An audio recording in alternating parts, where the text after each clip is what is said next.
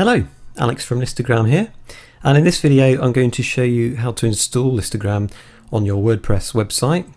It's pretty simple, and actually there's a few ways.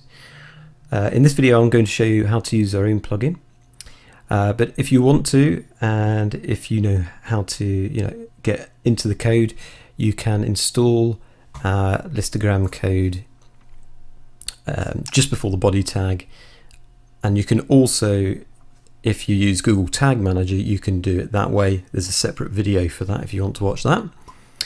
But as I said, in this video I'm going to show you how to do it using our own plugin.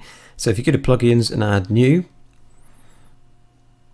and you search for our plugin, Listagram, this is it, and if you click install, and then when it's finished installing, click activate. Okay, so now it's installed, you'll see it's appeared in the menu down on the left. So if you click there, now what you need to do is go over to Listagram, log in, and hover over account, and then click installation. This here. I'm already on that page. Now we don't need to worry about this because we've got our plugin to do that. What we need is the account token. So this is what we need to copy. Make sure you've got all of it and no spaces either side. Go back over to your WordPress website and paste the token in here.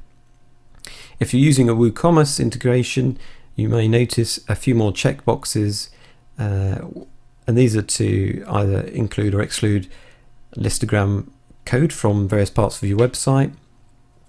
Personally, I would leave them all checked, and then what I would do if I want to exclude it from certain parts of the website is use our include and exclude URLs settings in Listagram.